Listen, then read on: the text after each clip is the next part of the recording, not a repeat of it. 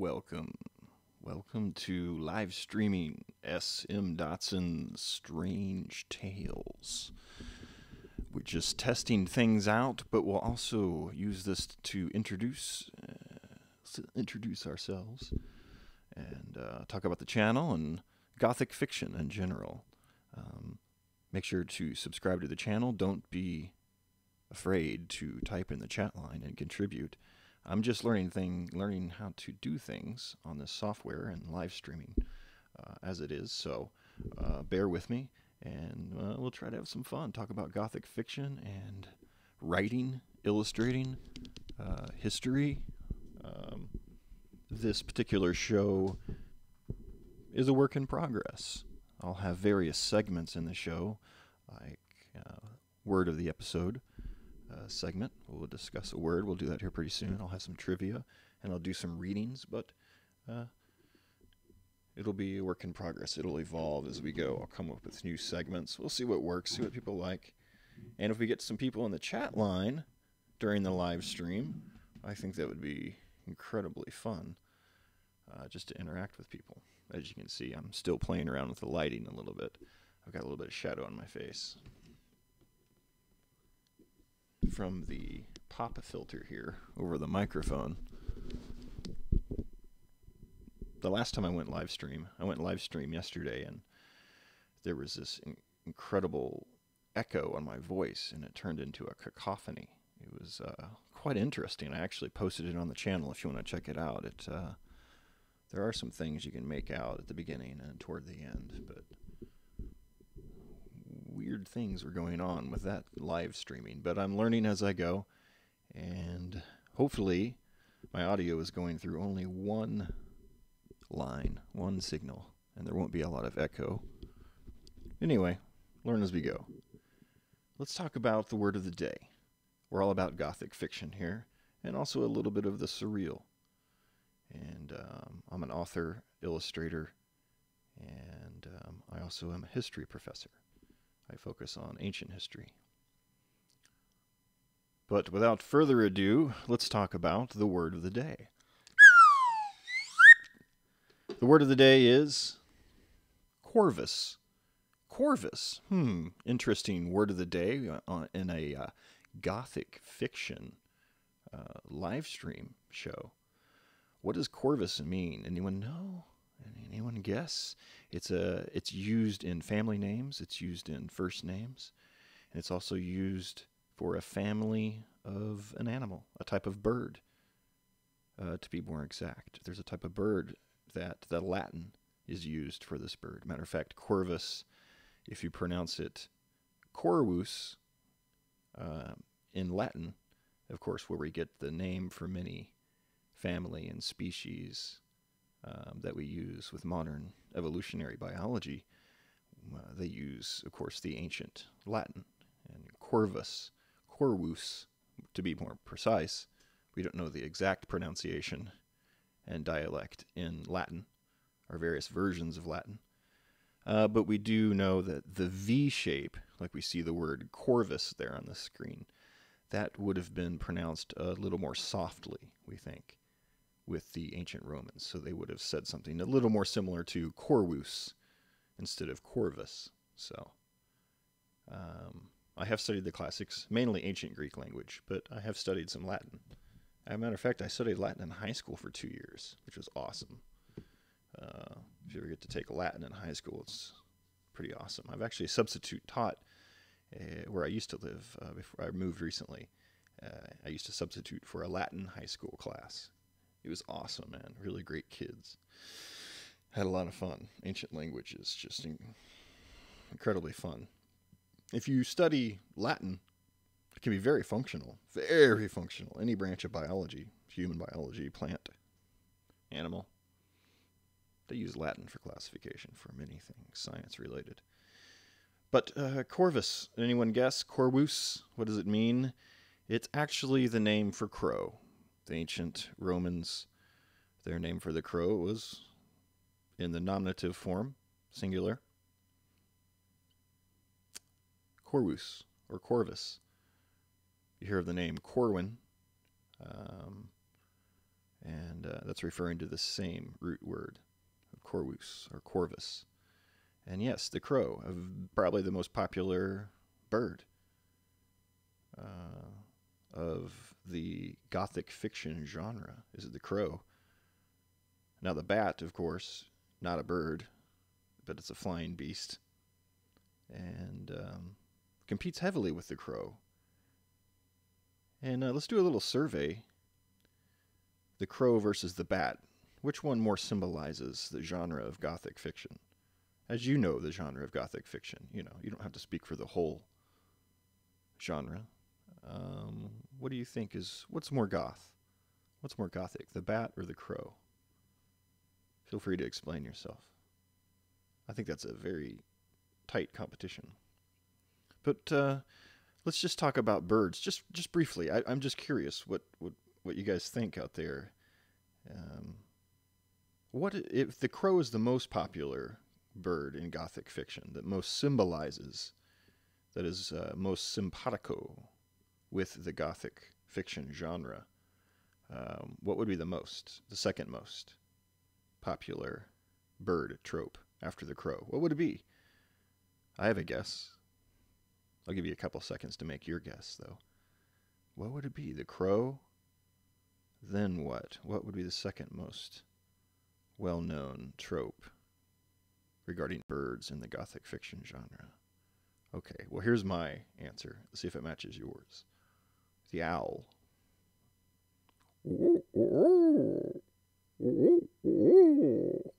Creature of the night, very unique.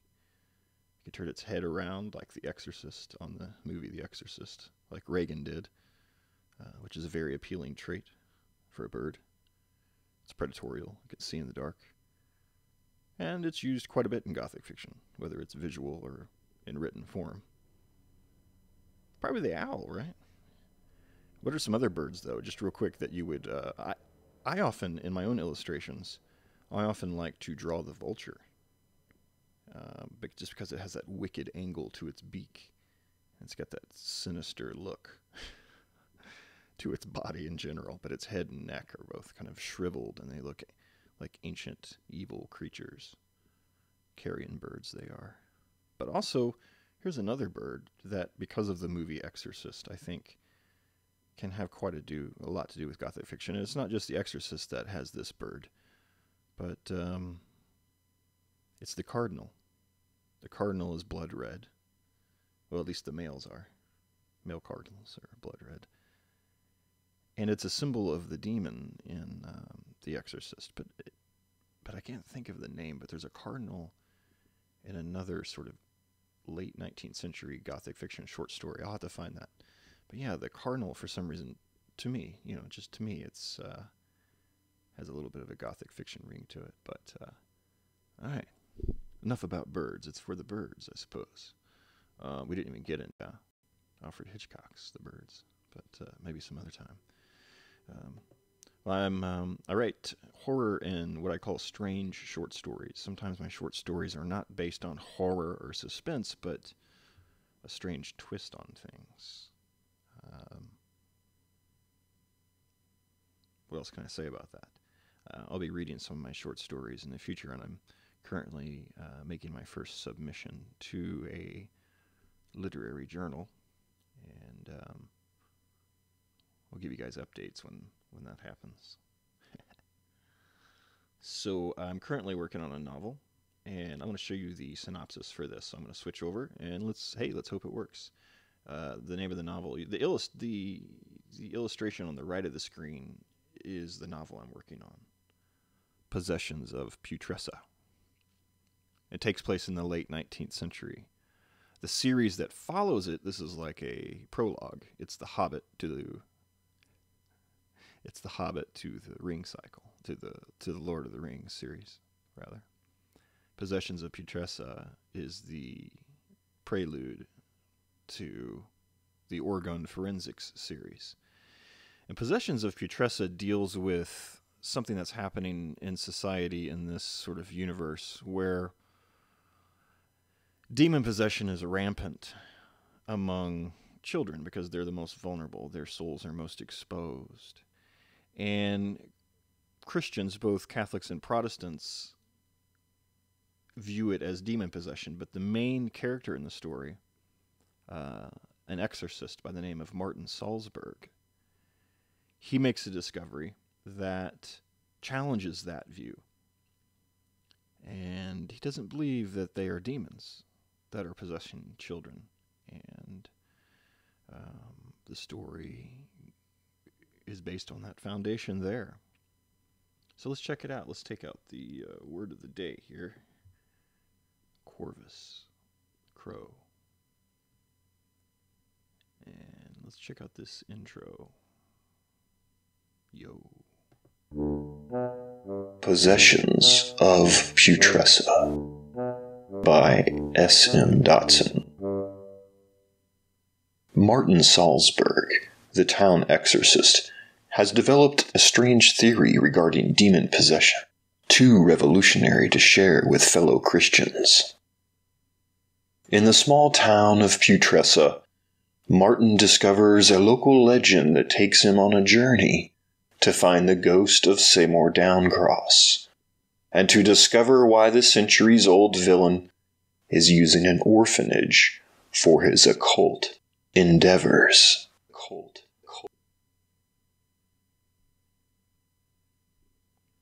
All right, so there we go. There's the synopsis to Possessions of Putrescilla, and thanks for checking that out. I'm still in the process of editing the thing, so, and then I have to send it to editors, basically. And, we'll see what happens with that.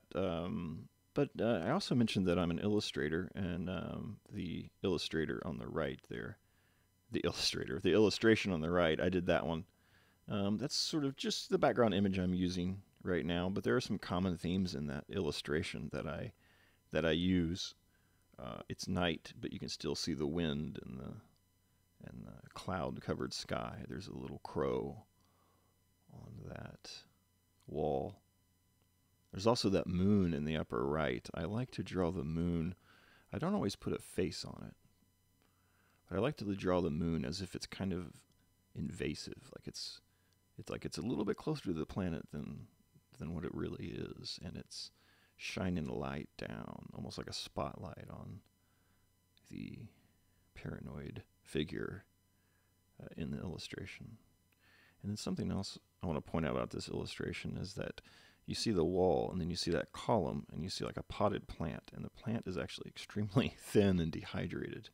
I try to include sort of dead, dehydrated vegetation in a lot of my illustrations. But let me show you guys right now a preview for my first illustrations to be published. This is basically a partnership with James Bryant. He's the blind poet of Central Missouri, and he currently is writing dark haiku, and so my illustrations pair with that well. And so I've got 30 illustrations and to pair with 30 haiku, and eventually I'll talk about that book more, and maybe we'll have an interview with James Bryant. And when it comes out, we'll drop a link down there so you guys can check it out. But here is the promo, kind of an early promo. It still needs to be updated because there are some new images. But here's the promo for James Bryant's Dark Haiku.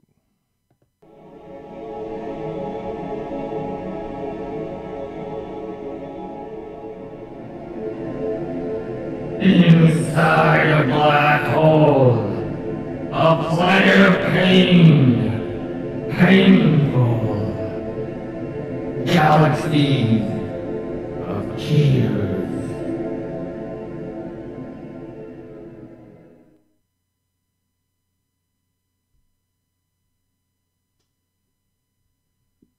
Okay, so yeah, there you go. James Bryant's Dark Haiku, Book 1. There are many more books to come from that series. He's going to have different illustrators, but I've had the unique pleasure of being the first in the series.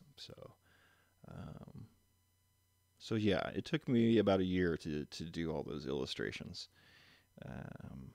Again, there are 30 of them. And what I decided to do with those is instead of filling the entire page with the image, I actually cropped them, and so they each exist as their own tarot card. So they're basically images that are their own tarot card, 1 through 30. So that effect turned out very nice. So I'm glad that happened. But I'll talk about that more. And let's see. Let's move on. Let's talk about some other things. Let me check my notes here. Yeah, I was going to mention something about my writing. Some of my major influences for Gothic fiction are Ambrose Bierce, H.G. Wells, Lovecraft, Hawthorne, M.R. James, and really many of the classical ones I enjoy quite a bit. Gothic fiction as a genre has been around for a very long time. According to some, it actually is older than the Romance movement itself, the Romantic movement. And so it's said that Gothic fiction is a subgenre of the Romantic movement, which I agree that it is, but it's a little bit anachronistic in that Gothic fiction can be seen to exist, or at least foreshadow, the Romantic era poets and authors and illustrators.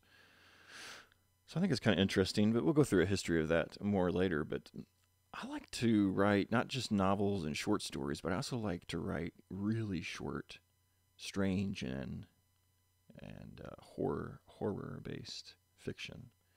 And so there are different categories depending on the length of a particular piece of fiction.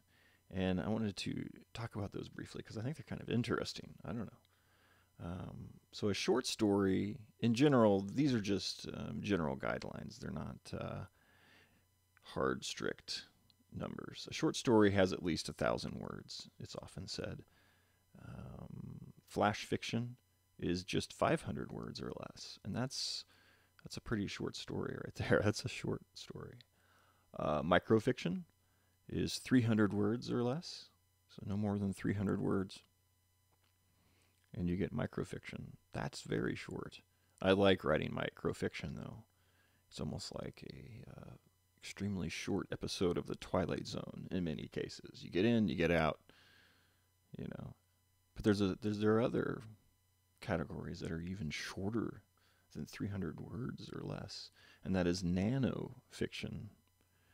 And that's 55 words or less. That's small. That's very tiny. In some cases, that's a paragraph. Can you imagine a horror story or hardcore sci-fi or fantasy written in 55 words or less? Well, there are people that do that. And if you're new to that, you might check it out. You might be pleasantly surprised. Some of them can be quite good. And I've got one that I created just kind of as a joke. I call it monofiction. And so I'm the only author of monofiction in the world that I know of. And monofiction is one-word fiction. And so I've got the first monofiction horror story. And I'll read that out loud right now. So the first monofiction one-word horror story by S.M. Dotson. Here it is. Boo! Thank you. Thank you very much. That's monofiction horror. If you can think of other monofiction stories, please leave that in the comments section or in the chat. So yeah. What else should we talk about? I think I'm going to show you some more previews of some really interesting projects. Let me switch over. Make sure everything's working. The logo on the right. That logo is for the short story that I'm submitting right now to a literary journal called The Devil's Pipe. So let me play a recording I did. I'm doing a reading of a very short story called Room in the Car. Takes place very, very early 20th century, possibly late 19th century. Very, very short, almost microfiction. So let me play that right now. Room in the Car. The Farmer and His Daughter, or Room in the Car, by S.M. Dotson. The farmer was accustomed to living a hard life. He had a family, but now he only had a daughter. She was a nice girl. She turned 11 in August, but she scared off the wife and older children when she was only 8. They had enough. She had episodes of violence, and the farmer didn't know when they were going to happen. The incident that drove away his wife was when little Lucy slit the throats of all their hogs. Ma ran out with a light, then told the kids to get in the car after she saw Lucy with the bloody knife. All of the kids, except Lucy, who was covered in blood, piled into the car. Lucy reached a blood-stained hand for the handle, but Ma had locked the door. The kids refused to make eye contact with her. They just sat there, looking ahead as Ma backed up and then drove around Lucy, down the dirt road, and never returned. The kids looked at Lucy's bloody handprints on the right rear window and were speechless. Paul had to explain to Lucy why they left without her. He finally said, "There wasn't enough room in the car." The next evening, she wondered why they did not come back. A month later, she asked Paul if she could go visit Ma, saying she missed Ma deep down in her chest. Paul said she would look for her.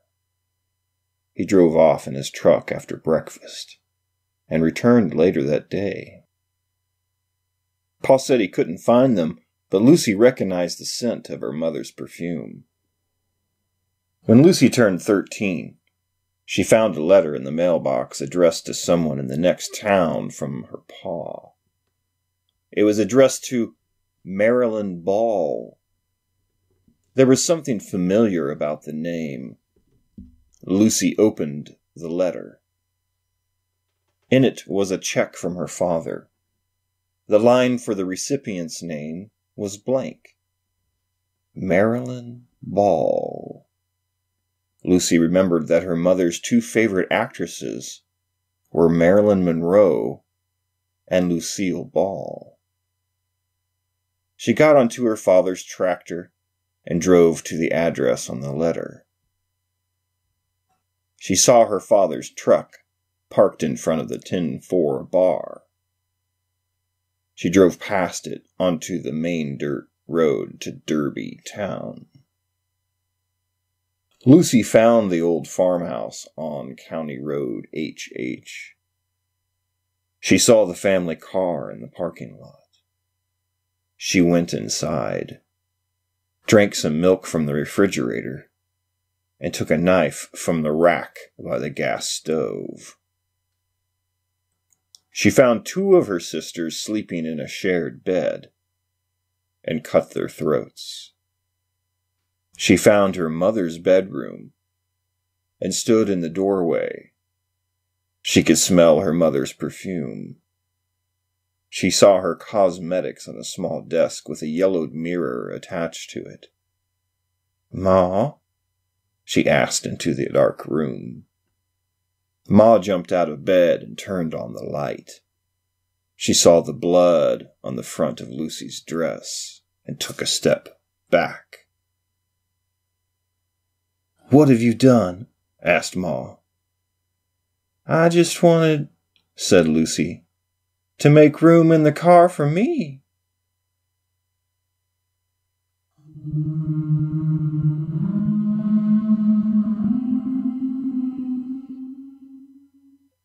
Strange Tales by S.M. Dotson.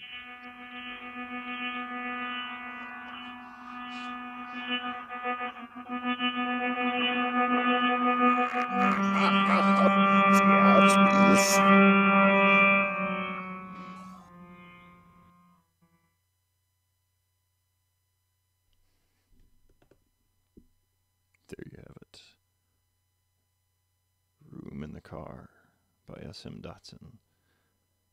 So let's preview some more material.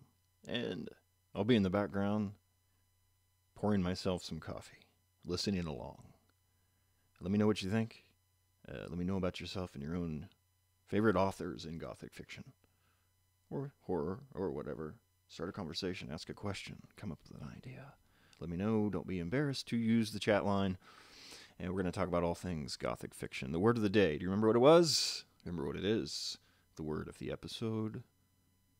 Corvus. It's Latin for crow. All right. You've heard Room in the Car. You saw a preview for James Bryant's Dark Haiku, along with illustrations. And you heard the synopsis for my upcoming novel, Possessions of Putressa.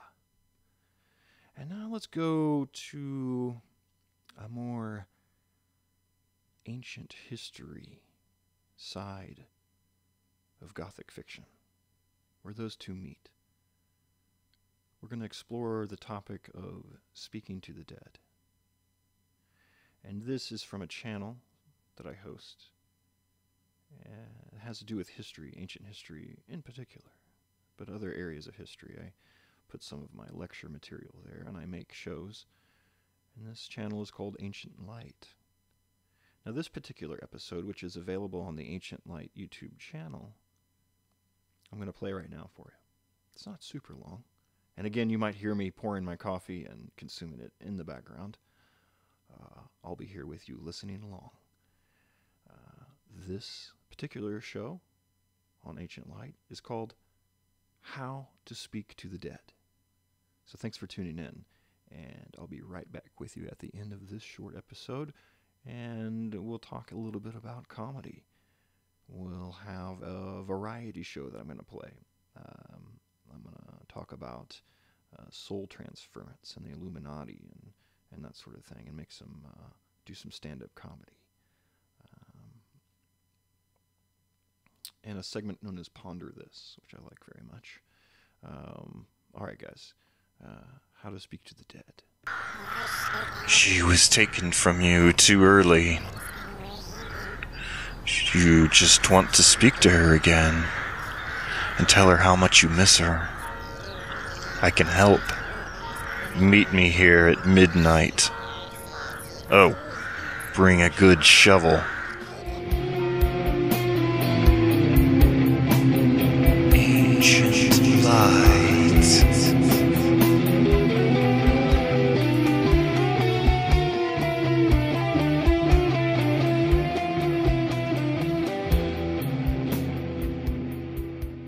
Nakuya. How to speak to the dead. To the dead. To the dead. To the dead.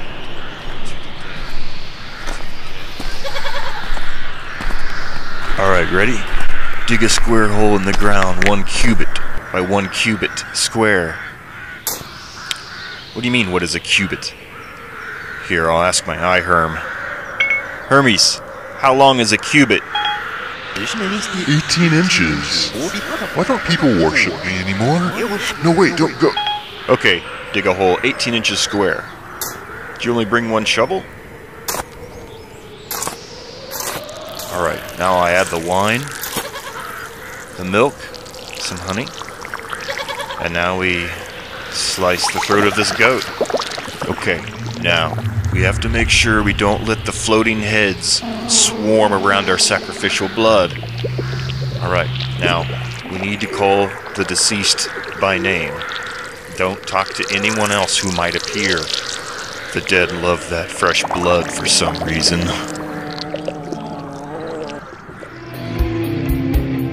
Ancient Light. This ancient method for speaking with the dead comes from Homer's Odyssey. The powerful witch Circe instructs Odysseus on the specific formula for consulting the greatest seer the Greeks have known. The problem is that he is dead, and so Odysseus must use Circe's knowledge to speak with the blind seer Tiresias, This section of the Odyssey is known as the Nakuia. Nakuia is a word which signifies the rite of contacting the dead, but it also refers to the ancient Greek genre of literature which involves the rite. Classical Athenians would call Book 11 of the Odyssey, which we are talking about, the Nakuia. The word is similar to the word nakus in ancient Greek. Another version of the same word is nekros. They both refer to the dead. But with this word, do not think merely in terms of the corpse, but a nekus and nekros can also refer to the dead spirit in the underworld when it's in its plural form. An essential ingredient in this rite involves the power of blood. Blood to the dead has a drug-like effect. It gives them a sense of life again, something they are longing for. The living can use blood to bargain with resistant dead folk. They're craving that blood. And Circe tells Odysseus to keep them away. And Odysseus does this by drawing his sword and swinging it at them. With this ritual, not only are we using the proper ingredient, there's also a square hole dug into the ground, which somehow creates a vessel for the ingredients, as well as possibly a portal. Perhaps by doing this, Odysseus is creating a microcosm of the underworld. Therefore, its similarity, its sympathy with the underworld is greater, and so therefore it's a sort of an act of sympathetic magic. And that's a term you can look up if you want to understand how sympathetic magic works. Life in the underworld, as we know from Homer's Nakuia, life is not very pleasant down there. Achilles, for example, rules his own kingdom in the underworld, but he would give it up just to live again for a short while. So there's something to the life we mortals have which is invigorating. There's life in blood. Not just humans, but living animals that are very appealing to the dead, but also to the gods. So blood seems to have a real power in other worlds. It's something special that we have. Perhaps the gods are just harvesting us as blood bags, or maybe something more. But we are mortals, and we only have it so long, and once our time is up, we will be in Hades and wishing we had some flowing blood once again. One could make comparisons to the vampire legend. One could say that a vampire is a human body who is inhabited by the dead who simply crave blood, and they must have blood to still feel alive. It's certainly an interesting variation of the modern vampire myth, which is so popular. In any case, blood is a powerful bargaining tool to the dead as well as the gods. This gives blood doping a whole new meaning. Now I'm going to talk about Odyssey, Book 11, passages 20 through 58 specifically. This is part of the Nakuia of which I speak. In the Odyssey, Book 11, we're given a glimpse of a Homeric metaphysics of the dead. It is difficult to say if this specific ritual was a real procedure or only a manifestation of oral tradition. The academic study of ritual and religion is particularly enriched by the detailed procedure to evoke and Odysseus' interaction with the dead in the underworld in these passages. The ritual power of fresh blood and the promise made by Odysseus to sacrifice more in the future is nicely illustrative of ancient ideas about the function of blood in ritual.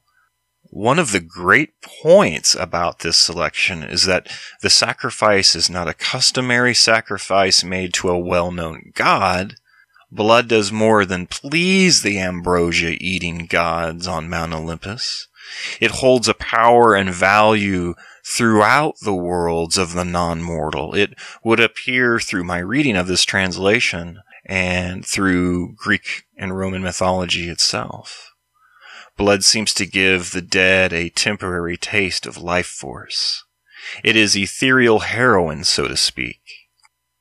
The narrative begins with the beaching of the ship of Odysseus and his crew. Earlier in Book 10, Odysseus asks Circe to help him on his journey, and she instructs him to go to a specific spot near the groves of Persephone, and to consult the ghost of the prophetic Tiresias. The passage ends with a tearful sense of completion. As Book 11 opens, Odysseus and his crew have lost Elpenor, their comrade, due to an unfortunate accident. And the crew is crying because Odysseus is not allowing them to directly journey home. So here is a translation of a section of the Nicaea, so you can hear exactly from the primary source translated into English. And after I read this translation, I'll talk just a tiny bit and then read this in the original Greek. Book 11 of the Odyssey, starting on line 20. When coming to a spot, we beached our ship and took out the sheep. We were going to the current of Oceanus, until we are to arrive at the place which Circe told us, where Perimedes and Eurylochus held the sacrificial victims. I drew my sharp sword from my thigh and dug up a pit as great as a cubit from here to there. Around it I poured a libation to all the deceased, first with mild and sweet wine, the third with water, sprinkling it on white barley meal. I was making much entreat to the powerless heads of the dead. When I go to Ithaca, I will throw a barren cow, she being one of my best, into the sacrificial pyre and fill it with goods. And to Tiresias alone I will sacrifice separately a ram, all black, who was our most outstanding of our fold. Then with these vows and prayers there to the dead, I had made my entreat. Taking those sheep, I cut their throats. Into the pit, dark clouds of blood flowed. The spirits of the dead gathered out of Erebus, young married women, youth, unfortunate old men, tender female virgins having endured sorrow in their hearts, and many who have been wounded by bronze-tipped spears, men killed in war and their armor splattered in blood. The multitudes roamed wildly about the pit, from one place to another.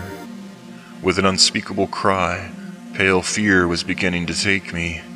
Therefore and then I called, rousing my companions with the sheep, those sheep which lie there having been slaughtered with the pitiless bronze, to cleave and flay them and to make prayer to the gods, to mighty Hades and dread Persephone. I myself drew my sharp sword from my thigh and sat. I did not allow the powerless head of the dead to go nearer to the blood until I had inquired of Tiresias. The first soul to come was my companion Elpenor, for he had never been buried under the broad-wayed earth, for we left his body in the hall of Circe, unlamented and unburied, since another task urged us on. When I saw him look, I took pity in my heart, crying. And I began speaking, addressing him with winged words. Elpenor, how did you come from beneath the underworld? Coming on foot, you have been faster than me with my black ship. End of the English translation. So I'll finish the show by saying thank you for tuning in. I will now read the original Greek from which this translation came. If you don't stay for the entire thing, thanks for listening to Ancient Light, Episode 9. Now I must preface this reading by saying that with Homer's works, the poem follows a specific meter as it is read aloud. I will not attempt to follow the proper meter. Instead, I will pronounce the words slowly in Greek so you can try to make out words you might recognize. While we do not know how ancient Greeks pronounce the words exactly, I will attempt to follow certain standards you will find in a course on Attic or Koine Greek. Some words, like the word Circe, do not quite sound the same in Greek. Her name in Greek sounds more like Kirke. There's that pesky English use of the snake C instead of the Greek and Latin hard C. My previous Ancient Light show titled Jesus and Julius Caesar explained this phenomenon. I recommend looking at the English text below this video and follow along. It is fun to hear the Greek words you might recognize. Sometimes you will only recognize the root of a word, like Naku in line 26, which referenced the deceased, the word I already spoke about. The word, for example, ego means I, as in I am. It's a Greek word Freud borrowed, and so it is our modern word ego. The word suke is Greek for life or breath of life or soul, and you'll hear that root sound a lot. And the word xephos means sword. In the text below the video, I left a link if you want to follow along reading the Greek letters as I read. Here is a portion of Homer's Nakuia, read in the original Greek. Nea min infel thontes ekel samen ek de ta mela helome thautoi de haute para chroon oceanoia eomen offres choron aficometh hon frasa kirke inth hiereia min perimedes eurilokos te eskon ego da aor oxu irusamenos para meru bathron arux hasan te pugusian intha kai intha amph auto de kaen keomen pasen nakuesi prota meli creto metapeta de hede oino to tritan aus hudati epi dalfita luca palunan polade gunumen nakuon amenena karena elthon es ith a. That was from Ancient Light, a channel I host, and that was the How to Speak to the Dead episode of Ancient Light, and talking a lot about ancient Greek in that episode. And so, all right, so let's end this particular segment today with a little bit of comic relief. This is an episode of Humanities of It All from DNL Spoken Word YouTube. That is DNL. D is in devil, N is in night, L is in Lance, DNL Spoken Word. And there's a lot of comedy right now on DNL Spoken Word, and they're really fun to check out. But this is also comic relief. Thanks for tuning in to SM Dotson's Strange Tales. On future episodes, I'll be doing readings of my own works and other works, and just having some fun. And we'll do some Gothic trivia at some point, word of the episode, and we'll come up with some other segments. And if we get some people on the chat line, we can really start having some fun. So here is Humanities of It All. Ian McKellen and the Soul. The humanity of it all.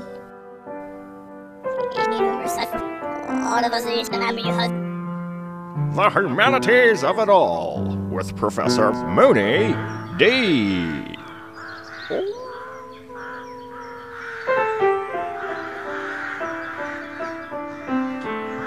It's the only show I listen to, Darinty. Would you be with Derry and put the kettle on?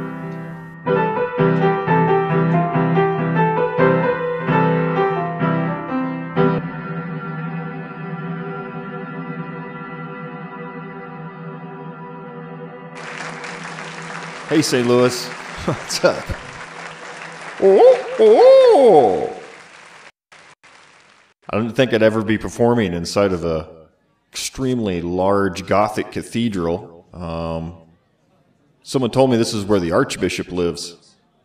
You know, a lot of people I talk to say they aren't religious, but when I really start asking them questions, they do believe in things like God and the soul. I always think, you know, wouldn't it suck if the soul was actually discovered?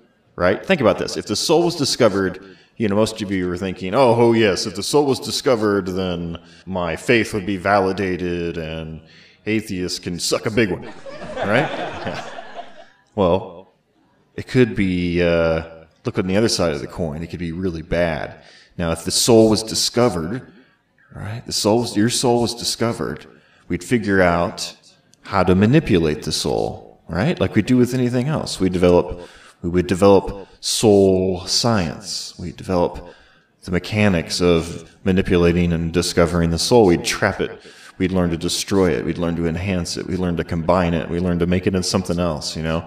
Do we think about it? Do we really want capitalists and the court system deciding the fate of our souls? I mean, think about it. Even worse, what if we find out that soul matter, the soul, can be used for certain pharmaceutical or consumer benefit? You know, it would be harvested from vast fields of humans. You know this. People would sell their souls to pay the mortgage. Dude, think about it. We don't want anyone to discover the soul as an actual substance. Look, maybe that's how the shit goes down, you know? Some corporation or the government finds a way to manipulate the soul. You know, we'd have wealthy people who have their own souls moved to younger bodies. Think about this. Think seriously. You really want the soul to be discovered. Don't try to find the soul. Imagine if we could take a soul and move it to a younger body. You know that's what would happen. That would be the sort of the essence of life extension and immortality. We'd take the soul and move it to a younger body. You know, like you think you're making love to a 20-year-old girl. She's actually a 257-year-old man in his most recent body. Yeah. Can you imagine finding someone who is wise, charming, and youthful, but you're occasionally reminded when you sign official forms and stuff like that. Like you get married and you happen to see 2 dates of birth. The first birth date was from the late 30s, and she was an old oil mogul from Texas by the name of Bernard or something, who became wealthy enough to purchase a new body from the black market. You met at a bar one day. She seemed, bear with me here, she seemed much more intelligent and experienced than the other girls her age. She orders a cocktail that was famous in the 50s and smokes a Lucky Strike. But you think, you know, she's just a hipster of some sort. Yeah. She seems to be independently wealthy, and she isn't interested in my own money. You get to know her. You date. In bed, she seems to know exactly what I want to see and experience. She's like a dream girl. She's so smart and cultured, but young and perky. Oh, yeah. And then a few months into it, she says she has something important to tell you. I'll work on my girl voice here. I'll try to give you something better. Here's a girl impression. Honey, you know those old photos I have of my dad from Texas who died when I was young? Yeah, you see, my real name is Bernard. And that's not my dad, that's me. And you're laughing. No, it's true. I'm over 100 years old, and I'm actually your great-grandfather. And then she tells you to consider this your inheritance, your quid pro quo. She can keep her wealth, keep it in the family, and you get to bang a younger girl who is way out of your league. I mean, way out of your league. So what if she has the soul of an old man? Any objections? Yeah, I didn't think so. She pulls off her nightgown with her glistening in the moonlight of your, expensive chateau. And so, what would you do if you were in, this situation of love and lust? That's right. You'd bang the hell out of your great-grandfather. Come on, be honest. If you really think about it, that would be the ideal lover for anyone. A wise and cultured old man in the body of a young, sweet object of affection, or, in whatever vessel you desire. I don't know, maybe if you're into, large older men with big beards, that's a thing. So whatever type of genital and or genital delivery system you're into, imagine it contains the soul of a wise but frisky old man, Oh, come on now. I know you're laughing, but you're laughing because it's true. An old man's soul in a pretty young girl's body. She'd know everything. She'd know how to make drinks. She'd know sports stats from the past. She'd have deep views on from previous decades. And, okay, here, let me give you an illustration. Let's go deeper into this rabbit hole. No, come with me. You're coming with me. Come on, you're coming with me. Consider Ian McKellen. The British actor with the booming voice. He played Gandalf in The Lord of the Rings. Come on, you know who he is. If you could get that wonderful and witty gay man of advanced years into the body of, say, this young lady right over here, 19-year-old Becky McLollypop, let's say her name is. You'd have the best mortal lover conceived. Becky would go with you to the theater, introduce you to her, quote, old friends, and later that night she'd manage your man parts like she had some herself. Come on, admit it. That's ideal. You know what I mean? It seems that Sir McKellen would, having no man bits in the new body, even more eagerly would he seek an outlet for the a priori sexual drive, In simple terms, he and or he once had a John Thomas and liked other John Thomases. But now having no John Thomas, he and or she fondles other John Thomases with twice the zeal. You see what I mean? And by zeal, I mean she leans into that shit. She leans into it. It means she leans into it. You know what I mean? If you lean into something, you really mean it. Hey, let's keep going. If she was menstruating and didn't want sex, this could work to her advantage. She could just turn you off by saying that line she said to the Balrog fire demon when she played Gandalf. Remember that in Lord of the Rings when Gandalf was facing the fire demon, right before he fell off that platform? He said, "You shall not pass." It wouldn't be the same voice, but it'd be sure to stifle your mood, And one day the things are screwed up when you're watching Lord of the Rings and pop a boner when you see Gandalf. After you see Gandalf reappear after falling into the abyss with the fire demon, and he reappears as Gandalf the White, and his hair and his robes are white and he's gleaming. Yeah, that's right. You look down and you got a stiffy and you try to cover it up. Yeah, that's right. You're banging Gandalf. And you're also banging Magneto from the X-Men series as well. You're banging him too. All right, so in conclusion, we should demand a worthy lover be an old man in a younger girl's body. And what if this sort of body switching has been going on for some time now? This is what, come to find out, this is what the Illuminati is all about, preserving rich dudes. What if your girlfriend is actually, say, Hitler? Yeah, what if Hitler, his soul was transported to another body, right? Because maybe he signed up for the Illuminati and by contract he gets a new body once he died. So what if Hitler becomes your girlfriend and you have amazing sex with her and amazing intellectual discourse? You'd be none the wiser especially if she was, say, a Jewish woman. Who would think for a second that was Hitler in this Jewish woman's body? What if your wife is actually Elvis Presley in his second body? What if she's Nixon? What if she's actually JFK? You know, there's so much to think about. That's what I think. All right, St. Louis. Thank you. See you, St. Louis. St. Louis. Hey. I'm Rooney D.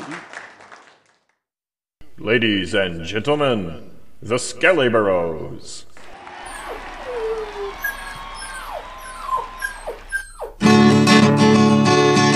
I love my puppy. He came in and bit my girlfriend, and now my girlfriend wants to break up with me. I don't care.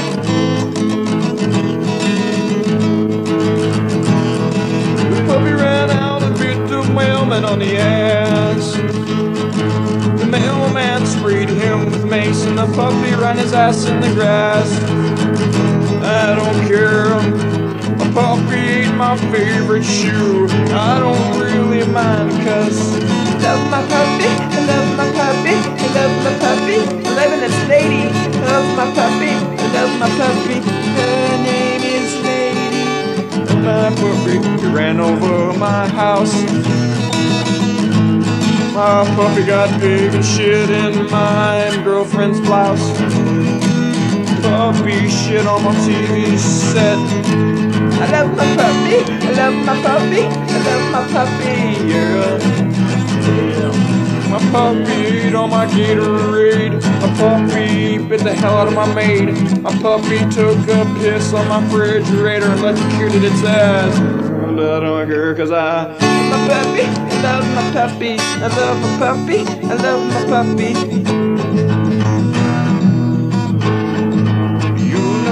That puppy did. I bought a candy bar and he ate it. I killed my puppy, I killed my puppy, I killed my lovely little puppy. I killed my puppy, I killed my puppy. I killed my puppy, motherfucking piece of shit. I killed my puppy, I killed my puppy, lie. Die, motherfucker!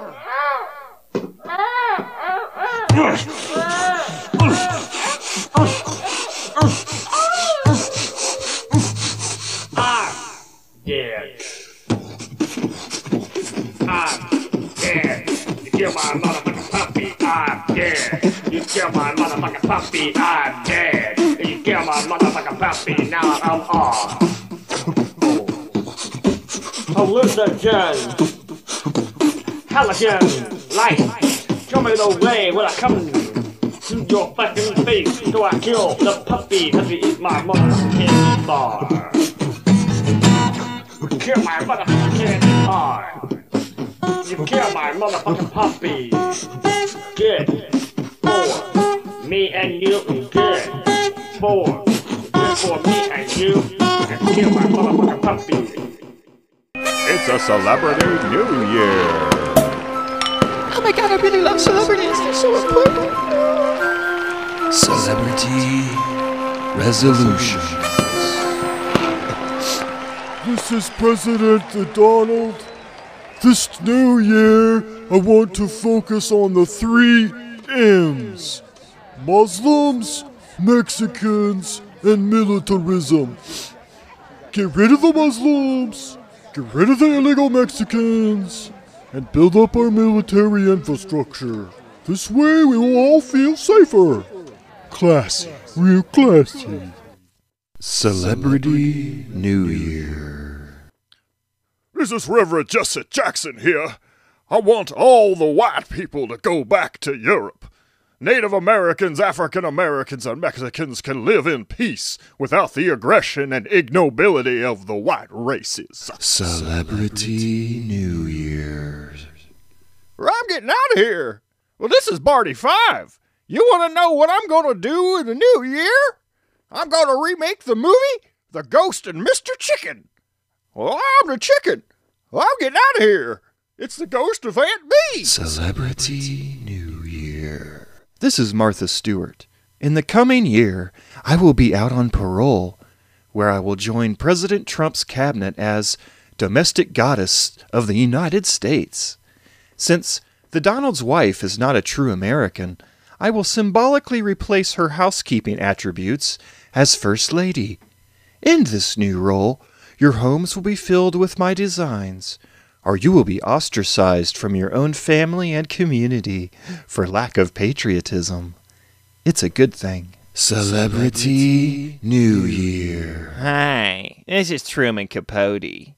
This new year, I'll be joining psychopathic murderers in their jail cells and see what they do to me. When they cuddle me with me, can I retake that part? Thank you.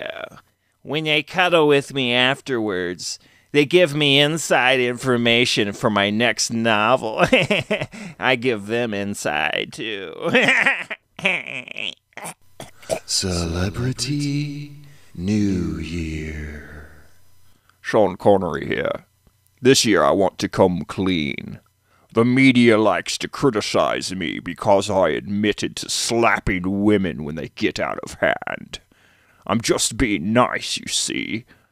When they get out of hands, I give them a new one. Sean Connery here. Happy New Year. Celebrity New Year. Yoda, Jedi Master this is. The United States is under the control of the dark side. Stop Darth Vader this year. Stop Darth Donald this year. You must. But Master Yoda, I am not afraid of Darth the Donald. Oh, you will be. You will be. Celebrity New Year. Come on, boys, let's talk about what we want to do this year. Hey, I want to go into outer space. Shut up, Larry, you're already there, numbskull. Oh. What about me, Mo? Mo, what about me? What about you? I want to go. Can I go to space too, Mo? Sure, here you go.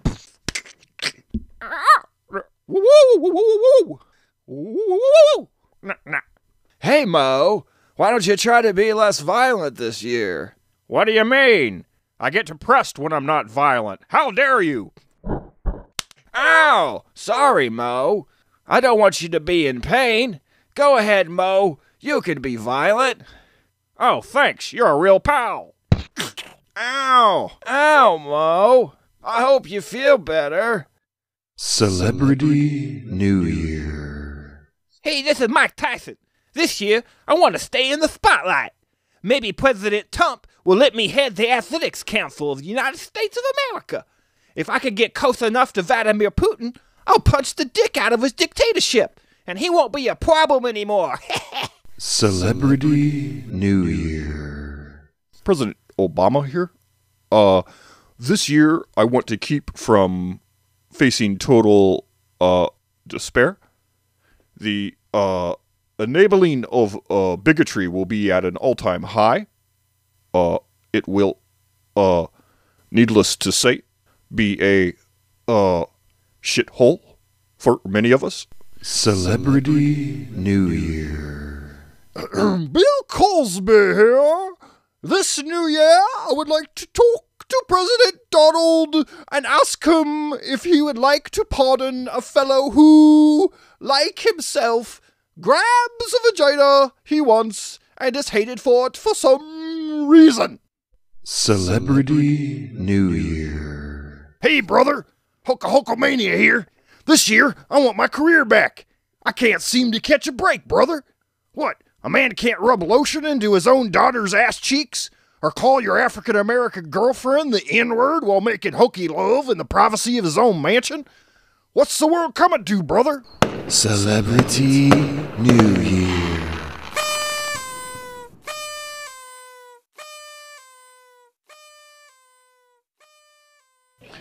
You know, when I was young, I used to have a dream of opening a dance club where, like, all races could come together, you know, all European races, well, all northern European races, well, all northern Western European races. Well, I mean, English-speaking people and former colonists like American English speakers and Canadians could go. But anybody who speaks English and is white. So, you know, pretty much everybody.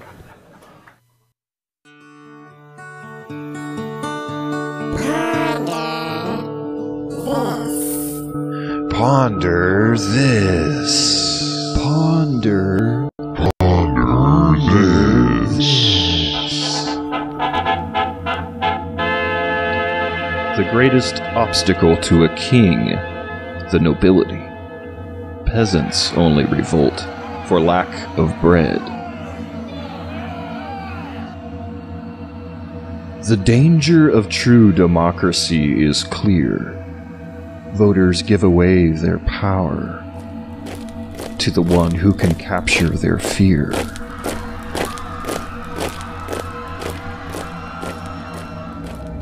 Driverless cars.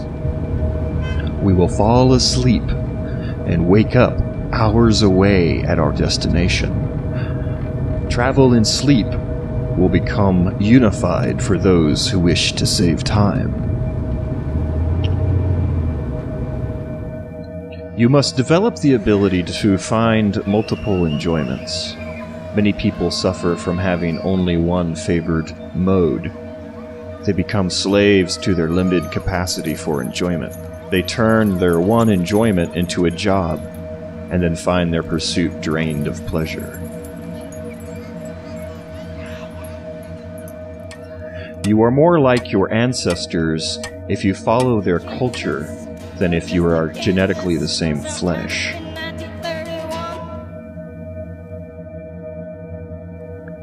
You worship the god of your conqueror. Witch burnings increased after the courts became secular.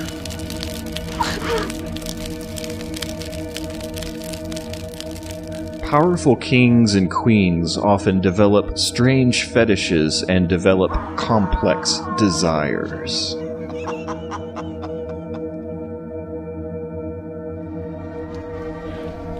In what well-paid profession is it advantageous to always speak the truth?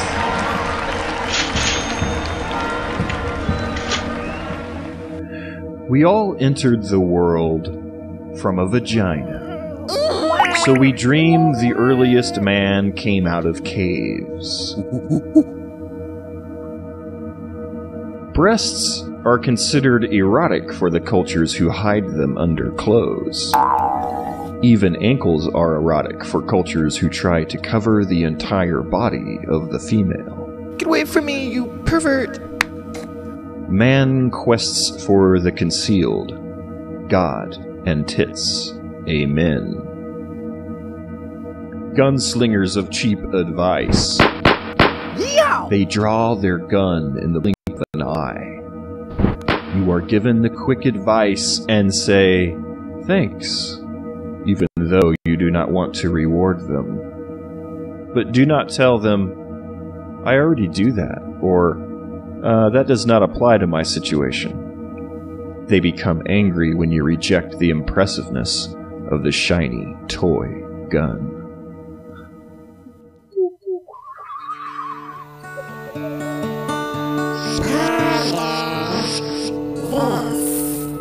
Ponder this. Ponder this.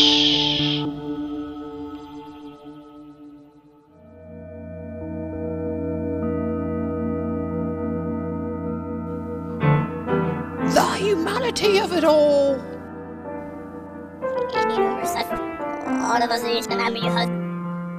The Humanities of It All with Professor Mooney D.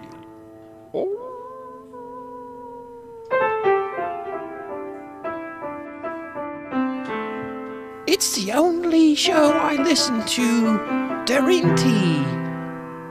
Would you be with Derry and put the kettle on?